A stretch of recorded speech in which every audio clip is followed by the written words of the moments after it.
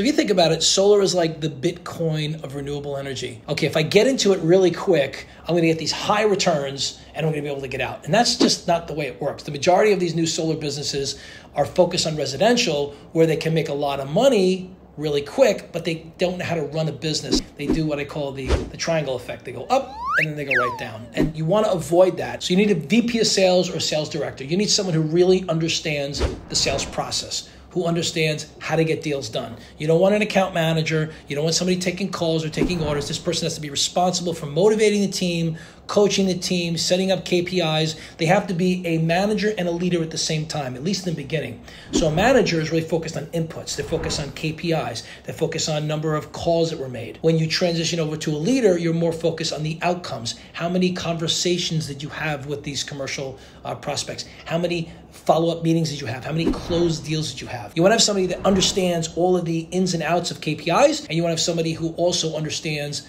the outcomes on focusing on getting deals done. Remember, the big thing with the head of sales is having somebody who spends most of their time coaching, motivating, and giving the support that they can to their A players and getting deals done. Okay, so now these are the people that are actually out on the street or on the ground making the deals happen. They're not commercial salespeople, they're called commercial developers. And I know that's a big thing in commercial, is they're developers, they're developing the project. A commercial developer, they're not afraid to go belly to belly, toe to toe with a business owner. A lot of people are intimidated by business owners because they run businesses and you can't persuade them as easy and you can't manipulate them like you can a homeowner. So commercial developers are not afraid to go out there and talk about finances. They're not afraid to talk about ROI. They're not afraid to talk about finances and really walk through the tax benefits and what it means and who applies, whether the tax benefits apply to a C Corp or an S Corp or an LLC. So you have to be able to understand all the nuances of that. And commercial developers are the ones that are going to knock on the door, and they're going to be the ones that you're going to give immediate feedback to, and they're the ones that are going to actually bring those deals to the table.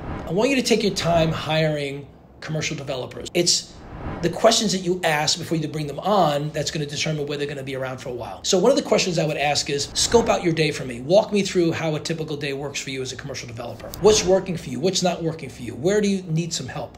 Where do you think you can best impact our organization or impact your own pocket? And then the last thing, here's another thing, super, super important. Tell me what you're going to accomplish in 90 days.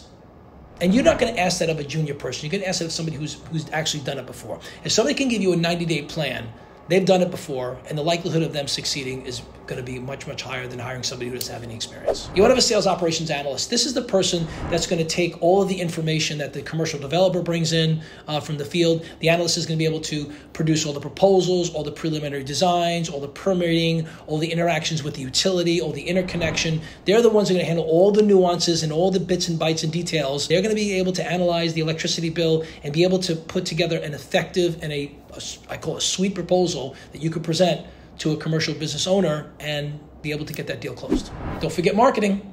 Marketing is important. Marketing works hand in glove or hand in hand with the sales team. It's not marketing's job to close the deal. It's marketing's job to get the attention. And your goal as a marketing executive or a marketing lead is going to be really focused on not just the branding, but creating a lead generation machine. A lead generation machine means you're getting digital eyeballs on you 24/7, 365 while you sleep. The marketing director or that VP of marketing is going to be focused on how can I get my message out to my ideal client. If you go through the ICP process, or what they call the ideal client prospect, and find out what businesses we need to go after, that's a place to start. We want to go after manufacturing companies in this particular state, in this particular county, and these are the people that we want to reach out to. They're going to be responsible for reaching out to companies that provide lists you can call on, or you can participate in conferences and be a speaker. There's so many things you can do as a head of marketing, but your job in marketing is not just putting brochures and shows together, but it's actually creating a lead generation machine. Next is your head of construction or your COO. This position is going to be so important once the deal gets sold, because once you pass it over to the chief operating officer or head of construction,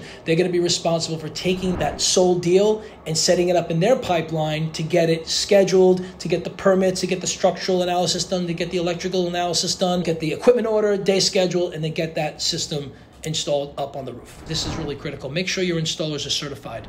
Not everybody is going to install solar right the first time. And you don't want someone learning on your job, especially in commercial.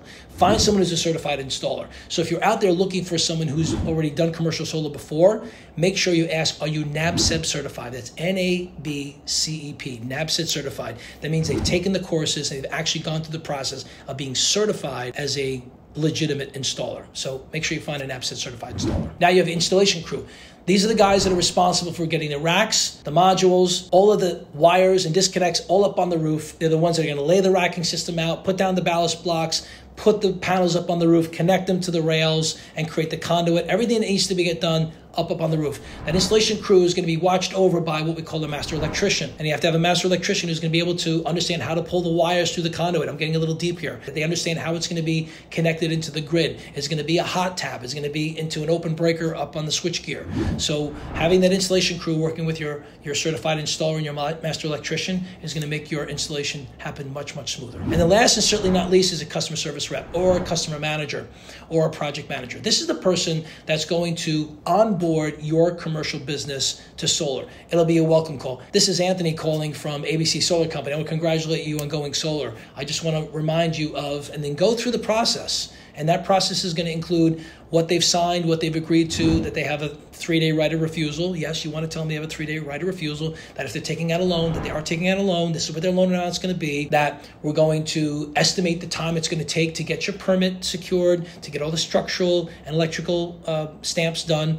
and then when we're going to show up on site to install. And you're also going to walk them through, hey, we want to make sure that when we bring the panels on site, we need parking spaces, how much time will take to cover those spaces, and then how much time it's going to take to actually install it up on the roof. Once it gets done, this is how long it's going to take for the utility to come out and approve it, what we call PTO, or permission to operate, all the nuances. And then finally, that customer service rep is going to make that second call to the business owner and say, congratulations, your system is now fully operational, installed. You're going to hand them a manual on the size of the system and all the details, and if there's a problem, who they need to call. That customer rep is so important because that onboarding is going to cement the relationship and create that raving fan culture that we're looking for. Last year alone, the solar industry did $33 billion in sales across 50 states. It's tremendous, with over 200,000 jobs and 10,000 people working in solar, which is growing geometrically year over year. Solar is a hot place to be. And if you want to grow your business, if you want to be able to have a successful, functional commercial solar business, you have to have all of those pieces in place. You have to have the lead generation system set up, your systems and processes, and you have to have your coaching in place, and all the things we talked about in the FAQs. You have to have the right staff, whether it be in sales, marketing, head of operations, technology, and the customer service rep. Once you have those all in place, you're ready to go.